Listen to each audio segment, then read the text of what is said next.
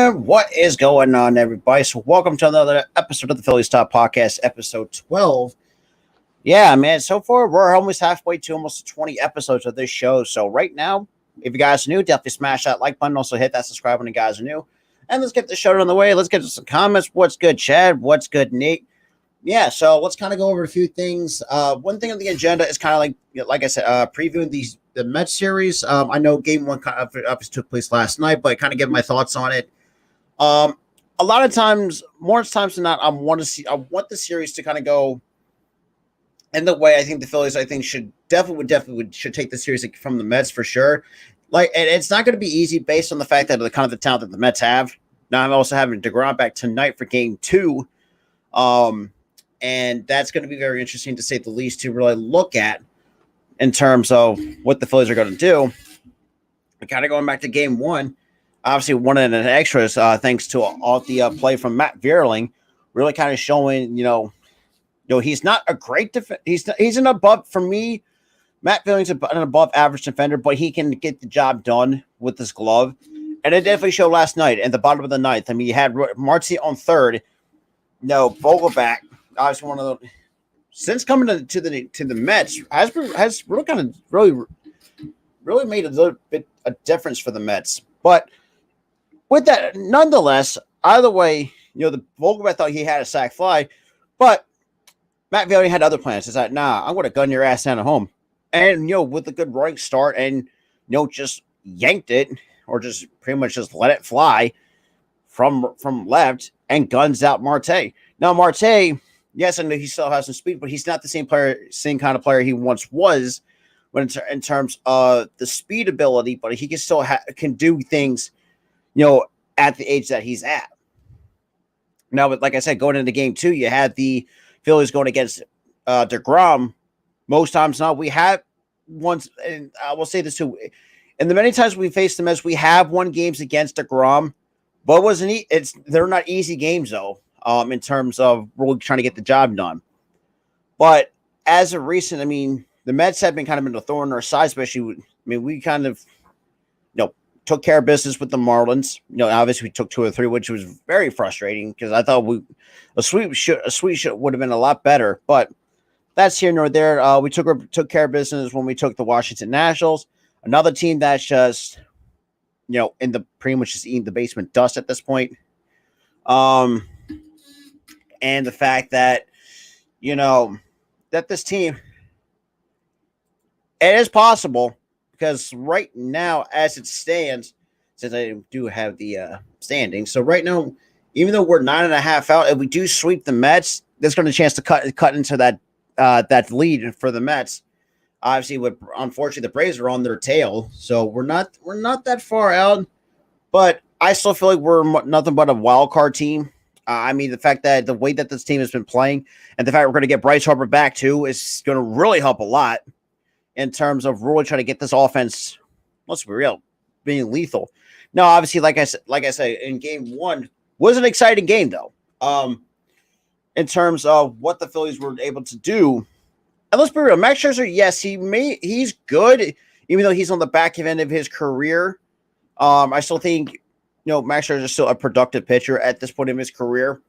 But I still feel like the Phillies found a way to really squeak out a hard-fought win against this Mets team. And the fact that, yes and no. The no part of it is I still feel like the best division is the NL West in terms of the talent-wise. But I still feel like we're one of the competitive divisions in baseball for sure. That's been given. But kind of going back to my thing on Game 1 though, man, Ranger Suarez pitched like it was nothing. Yeah, yes, giving up a run was like, it's here nor there. But I still feel like Suarez actually pitched really well against a tough Mets lineup, and the fact that with all the guys that have been hurt, yeah, the AL East is a much better division. But that's kind of getting back to my thought on the NL East, is that now we're not having. Obviously the Phillies are looking at Kyle Schwarber day to day, obviously with the mild calf strain. that's something that's to really look out for. But I still feel like we're still going to get the job done, win or lose. Definitely for sure, based on the fact that we have guys in this organization, whether it's a veteran or rookie, stepping up. And we saw it with Stott against Scherzer. Been on base 4 times. Aren't sure be the first player to reach base 4 times against Scherzer. Now, you cannot tell me you have another. You can't see a guy. I know a veteran could probably do it because it is possible to knock around Scherzer, but Scherzer is sometimes it is hard to knock around. But knowing that the Phillies know how to grind out at bats, I do feel like they have the chance to. Let's be real. I mean, like I said, Scherzer is not the same pitcher as he once was he had some good years in Detroit. He had some good years in Washington. But as soon as he went up with the Mets, I mean, he was okay. He was good. Don't get me wrong, but Scherzer is just. You can definitely tell that Father Time is really catching up to Scherzer. I mean, look, the velocity is still there. Don't get me. He's still got some good stuff, but he's not as the pitch efficiency when I'm talking about that slimming. How many pitches he throws per inning? And knowing that the Phillies know how to ground out at bats, especially especially in the first thing is where you can definitely tell what the Phillies are capable of if they know how to grind out at bats. And another thing too is just like we have Nola, who's been pretty good as of recently.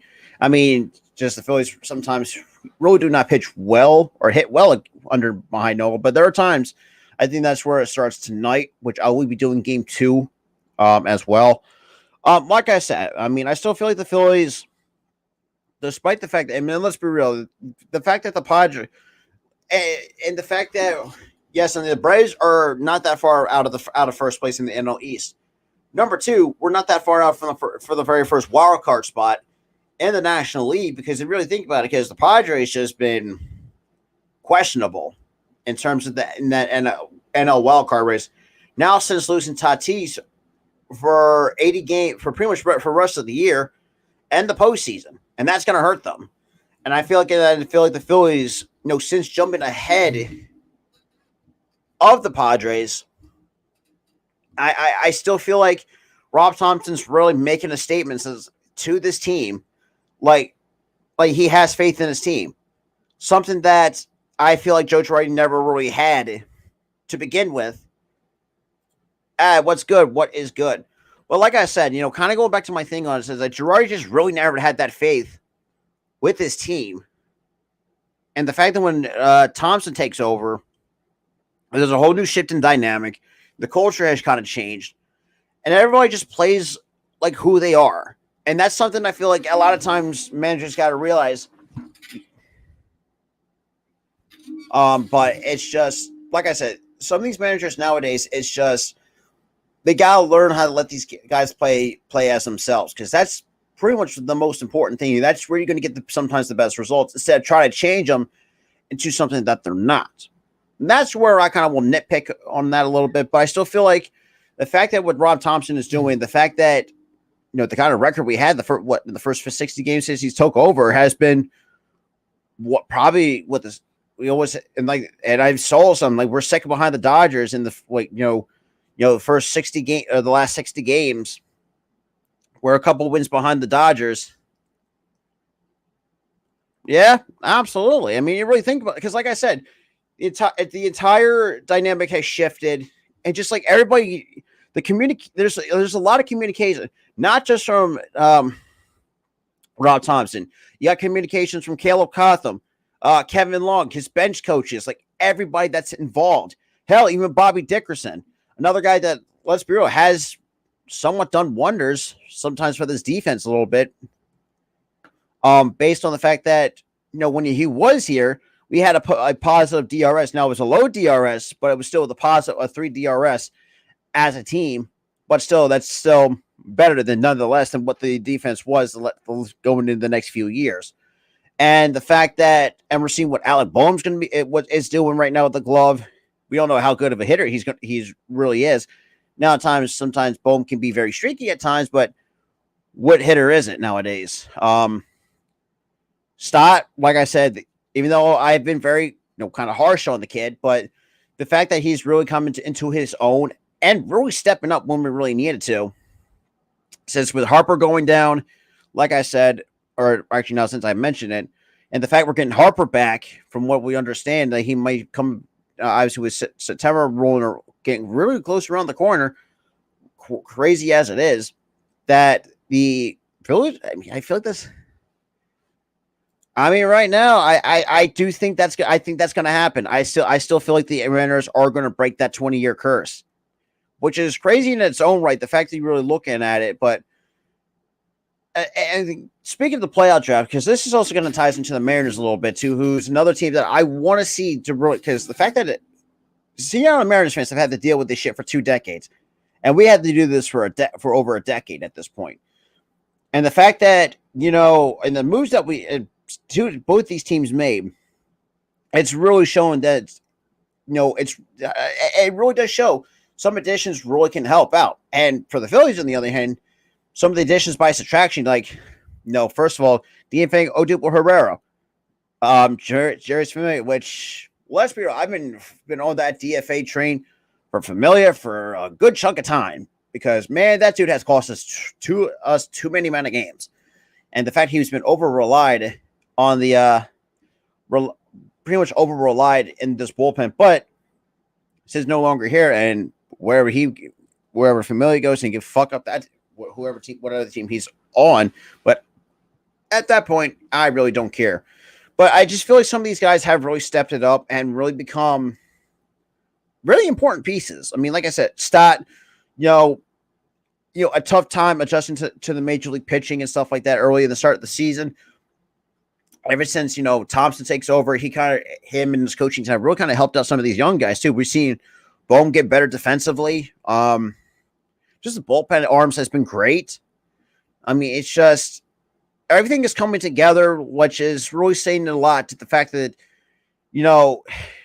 since the Matt Klentak era, we finally have somebody that was actually, is finally really seeing the bigger picture. And at times, yes, Dombrowski has had his fair share of criticisms. Yes, don't get me wrong about that. But going into game 2, I would expect to really try to grind out at bats against DeGrom. Now, I know, like I said, it's not going to be easy because DeGrom's probably is. But yeah, like I said, I think DeGrom's going to be a bit of a challenge to grind out at bats, but I still think it's possible for these hitters to really get the job done in terms of, really try to try to at least, make a statement that, look, to the Mets, it's like, yes, we know you're the best team in the NL East, but we really don't have that much to say. Like, you're going to talk all that, and the Phillies, even though last night was not the prettiest by any stretch, the fact that the bullpen really held it down, that should tell you, and most times than not, say, go back to last couple of years, bullpen would completely collapse on it itself in games like that. But having guys like Robertson, doing what he's fully, like I said in my last show, a fully healthy David Robertson. Alvarado has been throwing well. Like I said, Alvarado throwing well. You have Brogdon has been very underappreciated in that bullpen. Nick Nelson has been hot and cold, but he's been very, not say consistent, but I feel like he's more inconsistent than anything else. But he still gets the job done. I should say just give him at least one inning, because if you give him multiple innings, the dude's going to tire it out quickly. But having Serenity Dominguez in the back end of the bullpen has really, I felt like you could have that's where I feel like that's one of the biggest changes is. We're now rely on guys like Serenity Dominguez, really to really blossom to the kind of guy that we expect to have him, be he's got the good stuff to be a closer. Don't get me wrong. But the fact this organization waited this long to finally realize the kind of talent that you have in Serenity Dominguez, and it takes it that time to, number one, fire Joe Girardi, realize, and, the fact that even Thompson realizes too, is that, yeah, this notes, Dominguez has been pretty good, and the fact that we're going to try not go by ninth inning by committee, which is Not in my eyes. I feel like it sounds like a dumb idea in terms of the amount of guys we had to use in the ninth. Now, I will say too, there are times it might there will be different instances where that might happen, where like you have guys like David Robertson coming in or like pretty much in garbage time when the Phillies are blowing out teams, which is very rare nowadays for the Phils. And I know a lot of people are going to say yes, the Nationals are a bad team. You got to look at it this way: that the Phillies last couple of years had a hard time beating bad teams. One of them was the Marlins. The Nationals was another team that kind of gave us problems. Now, the fact that Soto's no longer with the Nationals right now are as easy as come to go as the NL East punching bag in terms of what they have remaining. And the only the person that's remained from that World Series team was Strasburg. The dude cannot stay healthy, and it's just and the Phillies. And this is where I feel like this will separate what the Phillies will separate from some of these other teams in the NL East and just in baseball in general. Yes, when we lost Segura to a hand injury, then we kind of struggled a little bit, but we managed to face the adversity, losing Segura, and you have a couple guys stepping up in his place, and then Harper goes down with a thumb injury, which that's a huge blow. The last couple, if you really think about the last couple of years, when Harper goes down with an injury, that pretty much says that's a huge impact. That's a huge loss for the Phils, but. The fact that the Phillies had guys, especially guys like Derek Hall, who I mentioned like in my last episode of the show, is that Hall has really known how to step. Yes, I know filling in for Bryce Harper is a pretty big task, and the fact that the kind of statement that Derek Hall had made since getting called up from AAA Lehigh Valley, like it's just like, in my eyes, I feel like this dude. Yes, he may not be, an everyday DH, since that's probably going to be Harper's spot in the order. But I would still keep Derek Hall up with this team, based on the fact that number one, you can use him as a backup first baseman in case you're going to give Hoskins a day off or two, just get off his feet a little bit. In terms of at least even had another lefty bat in the lineup too, which also would work too. Which most of the times, our prior to Stock getting, before his major league debut, you had guys like before Hall came up. Like everything was just right-handed, dominantly right-handed. And the fact that having someone like Stott, having someone like Harper, and having someone like Derek Hall, you can have three lefty bats in that right-handed heavy lineup. It really kind of gives you an opportunity to really take a look and really show what this team is really made of. Yes, I know on paper it's just we have a good team on paper, but the fact how we're executing it, especially in going back to the first half, was not great. It really frustrated the fan base in itself, and even myself included. Like I was like, man, I don't know what was going. Like even I was part of that fire Joe Girardi train, because you really think about it. And no, the fact when Nick Castellanos came out and said about this, this was a while ago, but kind of will retell it for those who have not, kind of heard about it. But Nick Castellanos comes out and says that there was no communication with him or any of the players with Joe Girardi, and that's where I feel like that's where the cookie started to crumble with Girardi. That's really pretty much how Castellanos said, Girardi pretty much, in other words, basically Girardi lost the clubhouse because of that. Now you're going to have, this is where, as someone who has coached, kind of give my thoughts on that statement a little bit. Yeah, that's a problem that you should, as a coach and or manager, you should have at least somewhat of a communication with your team and try to get on the same page, because let's be real. If you looked at the first couple of months of the season, was not great for the fighting Phils. It only took a 22-29 start to realize that Girardi was one of the problems with this team. And ever since, like I said, when Girardi gets booted, the fan base was pretty happy. And I will say too, I was happy as well, because like I said, I know Girardi was one of the problems, and a lot of the players were not executing.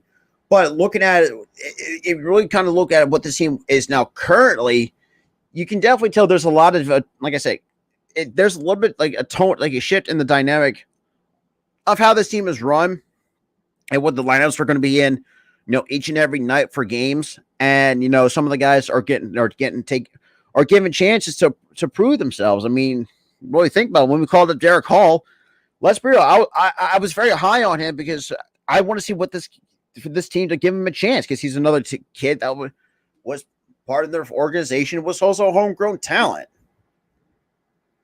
And the fact that, yes, I know Hall is not from the Philadelphia area, but when it comes to homegrown organization talent, it's like, this kid, since, like I said, getting called up and the fact he makes a statement, his first major league hit was a homer. Like, that should tell you, because this kid's power is, and I watched this kid in college baseball today at Dallas Baptist. This kid was going to be special. Yes, I know he was a late round pick. Don't get me wrong, but there are always going to be one of those times it's like the Phillies will ever fight a gem or a bust in the later rounds. But it's just, that's where I would see it and see what this Phillies team is now, sitting above 10 plus games above 500 and it's been a long time since we've seen that from the Phils in terms of, finally being over 500, because in reality, this team has been a 500 at best, a 500 team, because we've been flipping back and forth between the 500 and below 500. Like, it was ridiculous. No, this also ties back to the fact that we had a hard time beating the Marlins. We also had a hard time beating the Mets, and the fact that obviously now we're finding ways to beat them, especially with the Marlins on the other hand, who, just like I said, has a bright future, but just they're not great in terms of but they're good. They're good with the talent that they have in Sandy. But like with Sandy Alcantara, when he starts for the Fish against us, he does well. But there are times, as history would repeat itself, because we own Sandy Alcantara when it comes to when the Phillies play the Marlins when Alcantara starts. Now, the game against Edward Cabrera, that was on a different story, because Cabrera has kind of somewhat owned us, in a very short sample size since being in the major leagues. But that's here nor there. But kind of going forward, looking forward to game 2, you have Nola on the bump for the Phils, and you're having DeGrom going for the Mets. Now, one or two things, or there's going to be one of many things that could either happen. One, I think the Phillies should start grounding out at bats and be very patient at the plate, which also ties into number 2. The plate discipline at times with this team has been lackluster, to say the least. And what I mean by that is just like, if you and they're seeing hittable pitches go right by them, and that should be your first instinct. Just take a hack at it. Stop being afraid to really take a hack at hittable pitches that are in the zone. Now, I will say, too, and there's going to be times it's like if it's going to be above your hands or in the dirt, and you just try not to be overly aggressive, because that sometimes kind of hurts the Phillies in some ways. Well, it depends on who you're asking in the lineup. But the fact that you have, and the Phillies and sometimes have guys that can steal bases. I mean, JT's been the thing. Hey, this is where I will go to my thoughts on JT. The fact that JT's playing better, and obviously, a lot of times myself included, in the part of the fan base, a portion of it, we kind of got on his ass. It's like, this is not what we signed that extension for you to play like crap. Yes, I know he's getting up there in age. Yes, I get that. Catchers don't really last that long in the league. I mean, we saw Buster Posey retire somewhere, early 30s, give or take. But only issue was for Buster Posey was with an injury history. And, something that I know JT has a little bit of, based on the fact that, obviously, like last year, a lot of the Phillies fan base, part of the Phillies fan base, kind of got on his ass. It's like, he sucks. But it's like, looking at this, like, the dude with a broken thumb had a concussion, and the fact that he had a hard time trying to get all the filling back in his thumb, and not to mention too, and I would not say coming back from a concussion. I never experienced a comeback from a concussion, but all I know is it's like it's going to hard time get your sense of rhythm right back into balance, and the fact that JT did that towards halfway, almost like towards the end a little bit, kind of starting getting playing better. And the fact that, yes, I know he kind of took a little bit of step back, you know. But yeah. But what's good? What is good? Greatly appreciated for those who are just tuning in. Shout out the 5 that's in the stream. Yeah, guys, you're new. Definitely smash that like button. Hit that subscribe button, guys. You're new. Definitely shout out the content. Every little bit helps or get some new viewers in here. But going on with that, JT, on the other hand, the way that he's been playing, it should definitely tell you that he's really saying, really making a statement. It's like, no, yes, I'm not going to be, be around as long because, catchers really don't last, and, catchers really don't really do, as they get older, really don't do well as they age. Now, sometimes some might do, like guys like Yadier Molina, Buster Posey was still in the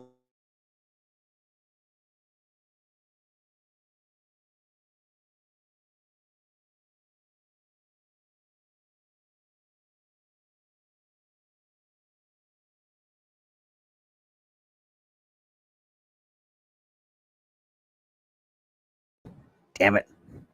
Sorry about that, about the technical issues. Blah. But like I said, those are the 2 catchers I can think of. No, and recent memories to actually play pretty decently. Hell, not even much a little bit better. Kind of try to defy Father Time. Now, that same can be said with other players, but that's here nor there. But kind of breaking it down for the Phillies and the Mets game 2, when it comes to especially with Saturday, actually tonight, with Nola going against DeGrom, who's right now with the record at 1-0, a 2.53 ERA. I know that's probably going to go. That might change based on the fact that it is a short sample size, because the fact that DeGrom, and this is where I feel like pitchers like DeGrom sometimes may or may not last in the league, based on the fact that DeGrom has an injury history, and it's crazy as it seems for a guy as great as DeGrom is. It's just not going to go well for DeGrom, based on the fact that he had shoulder problems, he had back spasms. Like, Jesus, the list can go on and on with the different injuries that he's had. But as the lineup goes, you got Bryson Stott leading off, playing short. You got Hoskins batting second, playing first. Alec Boehm playing third base, hitting third. JT Realmuto hitting fourth, catcher. You got Nick Castellanos in right, batting fifth. Derek Hall, the DH, hitting sixth. Brandon Marsh, center field, batting seventh. Nick Maton at second base, batting eighth. And you got Matt Beerling and left, batting ninth for the Phillies. But for the Mets, you got Brandon Nemo, probably one of the most overrated leadoff hitters of all time in today's age of baseball, in my honest opinion. Brandon Nemo leading off, playing center field. Got Charlie Marte, right field, hitting second. Got Francisco Lindor, another guy that I felt like, let's be real, another guy that's really, I feel like, has turned it around as well, in terms of, we all know that Lindor was always pretty much known as a defensive shortstop, was an above average type of hitter offensively, but I still feel like, with that one bad year, or I think it was like a year and a half, I think it was, like, and even some Mets fans turn on him. And it's crazy really looking at it. It's like the fact that dude's hitting over 270 with 20 home runs, I think 80 something RBIs for the year. But that should tell you that, it always takes that. It's like one of those years it's gonna come to click. You got Pete Alonso hitting fourth, playing first. Daniel Vogelback, the DH, hitting fifth. You got Tyler Naquin hitting sixth. Luis Guillorme, the third baseman, now hitting seventh. Jeff McNeil hitting eighth, playing second base. And Tomas Nido hitting ninth, and then being behind the plate for DeGrom. Now, the thing with Jeff McNeil, the fact that he's even in the lineup too, it's just like the fact that he had like a laceration on his, I think, one of his fingers. And then, I think McNeil's. I still feel like McNeil, like I said, I think McNeil's probably going to be one of the most underrated players on the Mets. And this is coming from an analyst, Rob. Well, that's how I see it with Jeff McNeil. A lot of people really don't give him some of the love that he deserves. Let's be real. I think he's really coming into his own since at this point. But that's just here. That's kind of not. Let's kind of. But that's just my take on Mcneil. But going into game 2, I expect to be. If Nola is on scene with DeGrom, I would not be surprised if there's going to be another pitcher duel like it was like in game 1 when you had Suarez and Scherzer going at it. And that's something that's has happened a couple of times, more than a couple of times, I should say. But looking at what this team now, like I said, tying this team into going into game 2, like I said, there's going to be a few keys I want to see the Phillies do. Number one, try to ground out at bats. Try to really make DeGrom work. Because you really think about it, because this is the first time DeGrom's seeing what the Phillies are going to, this kind of type of the Phillies team that he's seen somewhat better teams in the past. But with the way that the Phillies have been playing, and, minus that one little hiccup against the Marlins in game 3, but I still feel like the DeGrom, I think, is going to have a little bit of work cut out for him. No, it's not here. I'm not going to say he's going to struggle, but there's going to be certain instances where DeGrom might struggle. For a guy that has high velocity, but when you have high velocity, at times you're going to get gas really quickly. And I think the Phillies, if that's going to be the case with DeGrom, I still feel like I think the Phillies got to jump on that for sure. And take advantage of that. And another key is to try to be smart on the base pass too, which at times, even with this winning streak, the Phillies at times have run themselves into outs that they shouldn't have. And that's something I know that's a while ago, but that's something that I think the Phillies got to really keep in the back of their mind. Try to be smart on the base pass, because even though I know they have been, and like I said, minus that one hit on that 7-game winning streak, minus that hiccup against the Marlins in game 3, I still feel like they have gotten better, way better than on the base running. And the fact that you have a few guys that can steal some bags or two, like Nick Castellanos already has like 5 stolen bases. You have Kyle Schwarber with 6, and you got JT in double digits. So it shows you that this team has a tendency, can run when the situation calls for it. Now, looking at the rest of the series going forward, obviously, like I said, you have Nolan DeGrom going tonight, and then obviously tomorrow night is a 1:40 start time. You got Zach Wheeler, and Chris Bassett. So it's going to be very interesting what the Mets fan base is going to do to see or react to Zach Wheeler going back to his old stomping grounds and the Queens. And the fact, damn. But the fact that, the Mets, even this, and kind of going back to the that one free agency, after, Wheeler's contract was up, Mets even did not bother offering him a contract. And obviously, he decided to take a deal from us on a 5-year, $118 million deal, and really has proved it was worth that contract, for sure, because the dude's a workhorse. And the fact that, Wheeler going to his old stomping grounds, it's going to be very interesting going to take on not Chris Wheeler. That's Mr. Spring Training for the Phillies organization, but Chris Bassett, I should say. Like I said, it's going to be very interesting what this team's going to do. If we can say either sweep the Mets, is probably it's the ideal situation, or if we take 2 out of 3 from the Mets, which is I would not mind that either. I still feel like that's going to be an opportunity to really get this Mets team off our backs, despite the fact they own the series against us 9-3. And don't bother asking me, because because I pretty much, you can count it on the schedule with the Mets series overall this year. I still feel like this is the team. I feel like it's just like, as good as the Mets are, they have at times had their struggles. Now, one of those struggles is like before the acquisition of Daniel Vogelbach, is that when they had what the fuck's his name? Oh, damn! I can't think of his name. Oh, Dom Smith. When they had Don Smith, they played like a below 500 team. Like, and it also tells you too that not also having the ground the rotation kind of hurts them as well. And the bullpen has been the Mets bullpen has been better. I mean, Diaz looks like he's like what he was in Seattle during that 1 year. He had over 50 plus saves. But that's here nor there. But I still feel like the Phillies have it. I still feel like the Phillies, where they are talent wise, they can beat good teams like the Dodgers. Must be probably one of the better teams in baseball.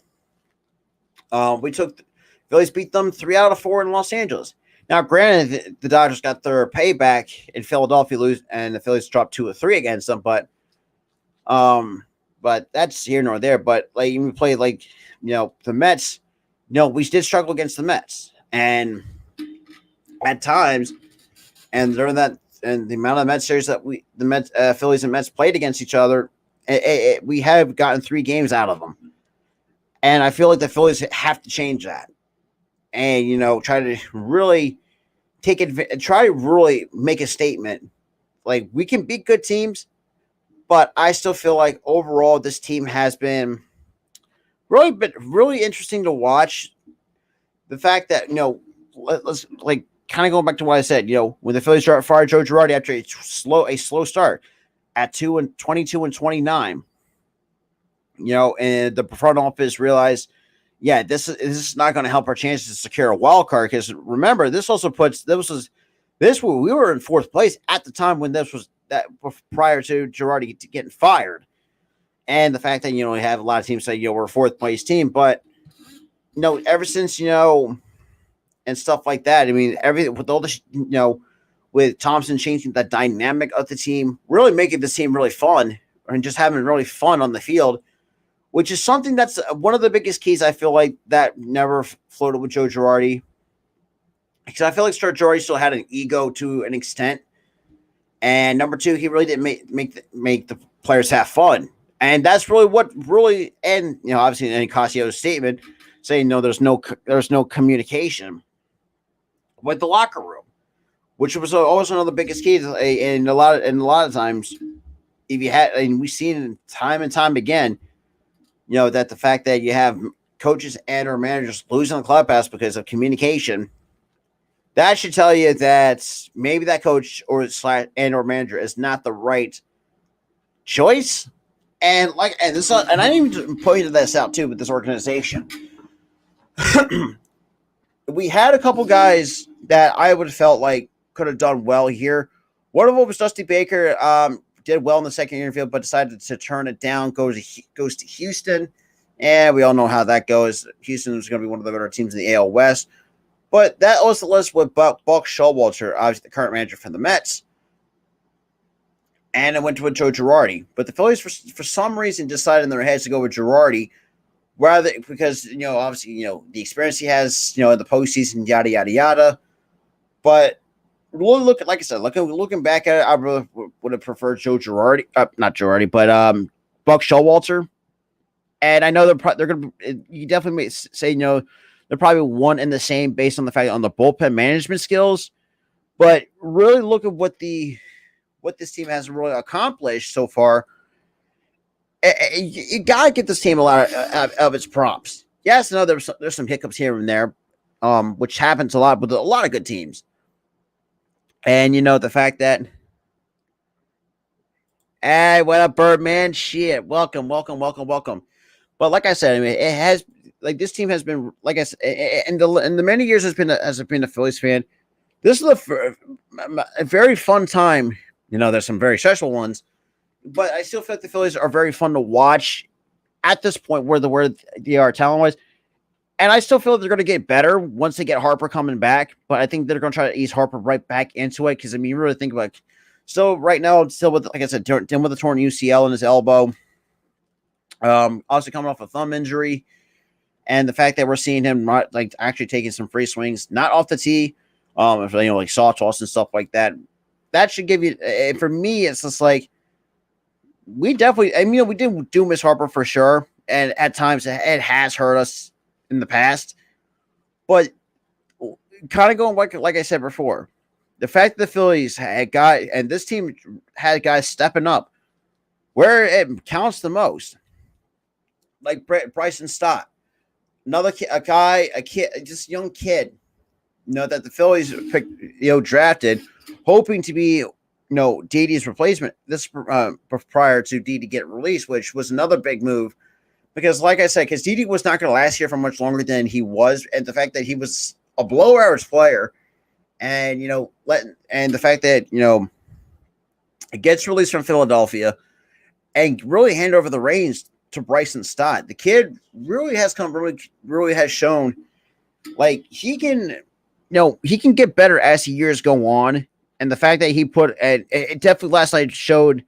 I mean, he has some big moments. Don't get me wrong. I mean, him and Harper, against the Marlins, I think, no, that was against the Angels because the Phillies were, I think, down, 5-2. And obviously you had Stott with a grand slam and you had a 2-run shot from Harper to really seal the deal. And, and this is at the time where the Angels actually still led the AL West. And a lot of people are definitely going to forget that because just how bad the Angels truly are. But really looking at it, it's just like, yes, ever since Harper go down, Phillies had a hard time readjusting to, really kind of just really adjusting to the fact that you don't have Harper in the lineup. But having someone like Stott who has learned from Harper, obviously another thing too being the Las Vegas here, but the fact that Harper has took someone like Stott under his wing to let him learn and help him develop. And the kind of player that Stott is now, yes, I know the numbers are not where you would expect for rookies nowadays, but still, I think it's still a good season to see a good sample size to show what Stott really is as a player, as a young player. But the fact that the power is starting to come around, and the fact that who could say? For a rookie, really put up a good impression against someone like probably one of the better veteran pitchers in Max Scherzer. Now, like I said, Scherzer still not the same pitcher he once was, but he's still capable to win back-to-back Cy Young and stuff like that. But that's not take into account of just what Scherzer is at this point of his career. He's already got a World Series ring in his. Well, I think a couple. No, yeah, he does have a World Series ring in his back pocket from obviously the Nationals in 2019, and unfortunately, and the fact that decides to get decides to be traded along with Trey Turner to the Dodgers, and we all know how the Nationals went on that downfall path. But looking at everything else going forward, there's one of two things can happen. Out of the one. If the Phillies cannot, like I said, about the series between the Phillies and the Mets series. Number one, if the Phillies can play well and you really make the groundwork and try to take game 2 and try to look forward to game 3 on Sunday afternoon, and the fact that if he can either try to go for a sweep is the one thing. Number 2 is take 2 out of 3 from the Mets, which I would not mind, but I think the sweep, and you sweeping a good team like the Mets is somewhat as possible, but it's going to be hard to do. The best comparison, like I said, that almost happened. It was the Phillies taking 3 or 4 from the Dodgers, almost sweeping them in Los Angeles. And the fact that the Phillies, should have pulled that off. But that's, but other than that, it's just where this team, like I said, where this team is now going at this point and especially at this point in the stretch of the season. I like what this team has brought, and the fact that Ron Thompson's really let some of these guys really come into their own, and you had guys like JT kind of being, and this team looks comfortable when they play. Now, at times, sometimes they feel like stiff as a board sometimes, but what team doesn't have some players that feel stiff, play stiff sometimes. And, it really shows what this team has been really and you had got and a lot of times we don't know how the national media kind of hates Philly, no matter how it is. But the fact that, LMB Network really had a lot of good things, because it's like the fact that, prior to winning game 1 last night, we won, and the drop in game 3 against the Marlins, we have won 12 of the last 13 games, and just really had momentum going into the game. Like I said, going against game 3 against the Marlins. Unfortunately, late in 8 against it, but what I mean, like I said, it happens really for a team to have a clunker. Clunkers nowadays are really rare to happen in some good teams. I mean, we've seen it. I mean, the Dodgers sometimes have clunkers. If you really look at it, I mean, you have the Mets sometimes they have clunkers. Like, no team is perfect. That's all I'm saying in a nutshell. And the Phillies, yes, they have their fair share of flaws. Don't get me wrong. But they really do make up for that and how they execute on the field, whether it's offensively, defensively, or it's on the pitching side of things. Whatever the case may be, the Phillies have impressed, the national, some of the national media, like, on MLB Network a lot of times. MLB Network really doesn't really talk down to the Phils from what I remember, but they do give their good fair share of criticism with this team. And rightfully so, because a lot of times what team doesn't get the most criticism than the Phillies? Because, like I said, we've been a consistent mediocre 500 team for years. No, I mean, it may not seem going forward, but if the Phillies can play well and really try and fight and scratch towards the finish line and finish above 500, and this time with a better 500 record, I'm okay. I think that's going to be a good season, minus the fact that you had a shitty first portion of the season where you were 22-29, almost dead last in the National League East, and it was crazy enough to the point where, like you say, you had the Marlins above you had the Nats above them, and it took all, for some reason, it took firing Joe Girardi to really show that times it's like managers like that nowadays really should stay away from baseball. Now I know Buck Showalter has really proven that he still has what's left in the tank. But for me, it's just like this team. Yes, I know we have some guys. The Phillies do have guys that strike out a lot. I mean, shit. I mean, what team doesn't? I mean, you have a guy like Joe. Jeez, sorry, I hate to say this, but you have a guy like Joey Gallo in the Dodgers. Yes. And prior to him getting traded from the Yankees, it's like he's a worse strikeout machine than Kyle Schwarber. That should really tell you how bad of a hitter Joey Gallo truly is. The only fact that he focuses on power. Where you have Schwarber, yes, he does have a high strikeout number. But, yes, I know Schwarber does hit bombs from time to time, but he will lace a base hit every now and again, which – something that I feel like Joey Gallo nowadays has finally figured out after all these years. And that's where sometimes like I said, another nitpick is sometimes the plate approach with some of these players. Like I said, with Schwarber, for some reason, when there's a hittable pitch down the middle with the power that he has, like Larry, you could not take that, like say a hanging breaking ball and hit it and hit it into the stands. That's where, like, I will say on that in terms of, as with the Phillies, and the Phillies are capable to hit bombs left and right. Don't get me wrong about that. And the fact of the matter is, like, the way that the Phillies are playing, not say playing, but how they're hitting the baseball is, I like what they have in terms of, or, really showing, like, say, yeah, I mean, and at times, and yes, sometimes there are going to be times where they're not going to hit the long ball, but they do make up for that at times when they, grind out at bats, work some walks, work the counts, depending on the situation. And sometimes it hurts other teams. Sometimes Phillies can do the damage with the long ball.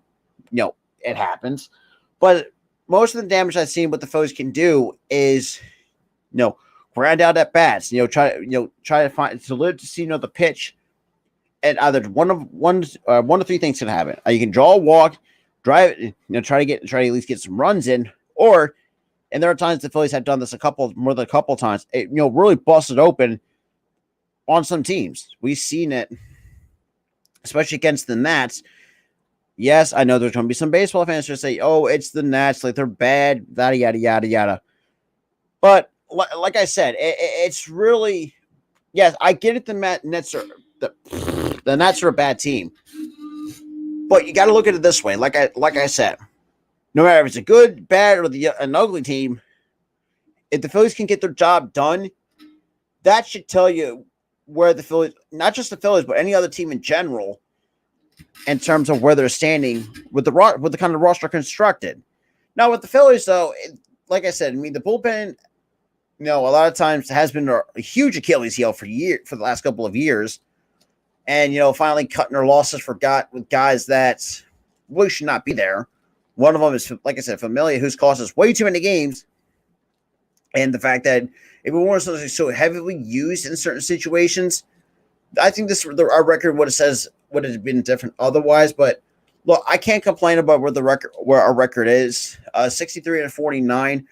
I still feel like we can definitely win because someone on Me Network said, or somebody tweeted this out, or I think Jason Sharp brought up an interesting point, and which I don't think I've ever discussed, but the fact that if the Phillies, this comes to say, in a nutshell, if the Phillies stuck with Joe Girardi, they would have been a 60-plus win team, and that would definitely miss the playoffs for sure.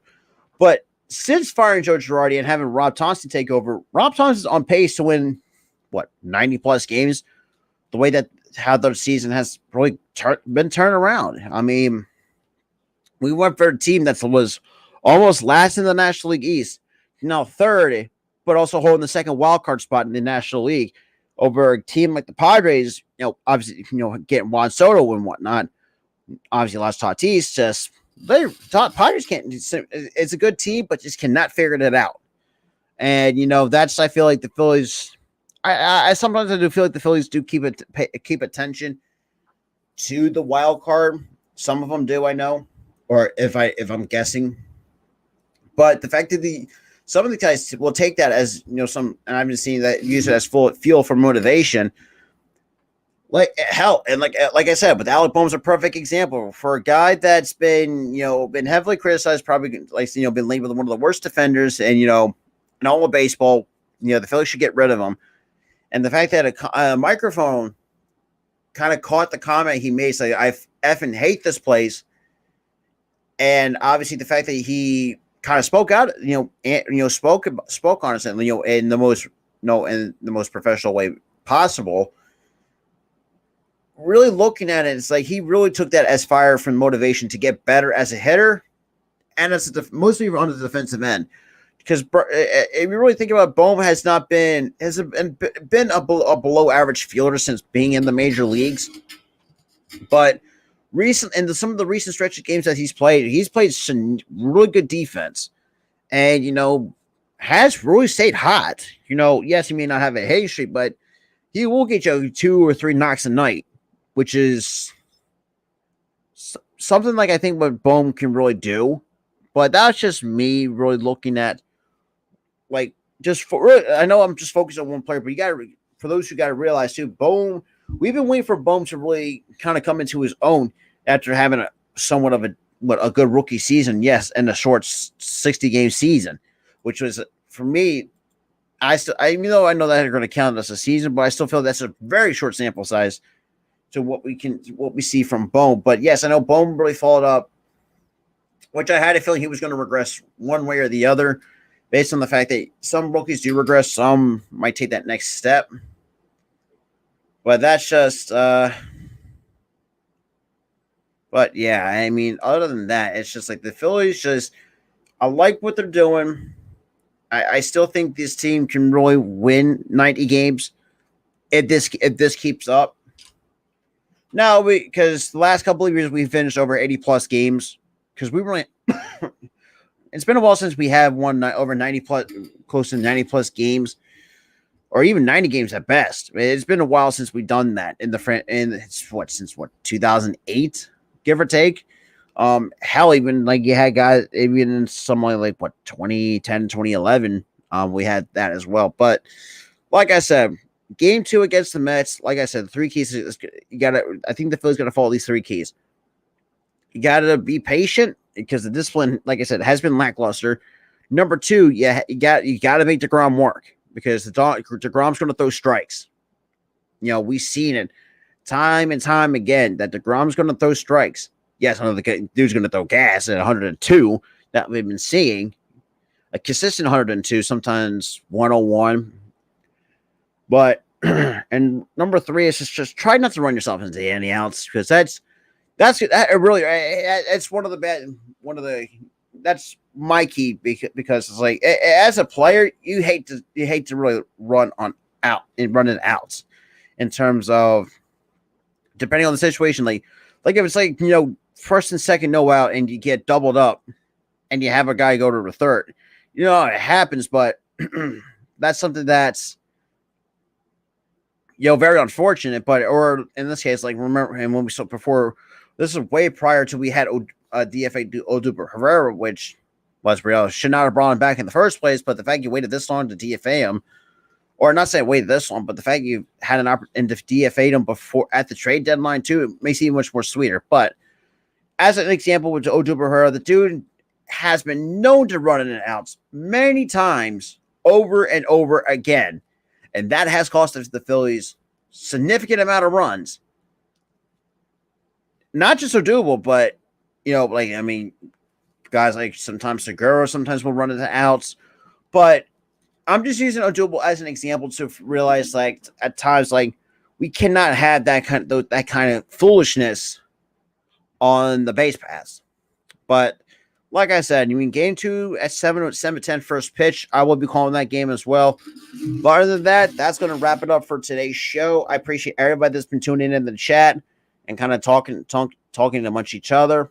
Shout out to the Positive Philly, Chad, Strader, Lucas Allman, appreciate it. The Nate Show, appreciate you tuning in. Arku, Eric Wallace, appreciate everybody coming in. But other than, like I said, game 2 of the Phillies and Mets series, you guys don't want to miss that. Coming up at 7:10 first pitch. Other than that, obviously, and then we got Eagles football back coming in the next couple of weeks. August 21st against the Browns. But without it out of the way, this is Robert from the Philly Sports Talk Podcast. Thank you for tuning in for another episode of the Philly Talk Podcast. I'll see you guys at 7:10.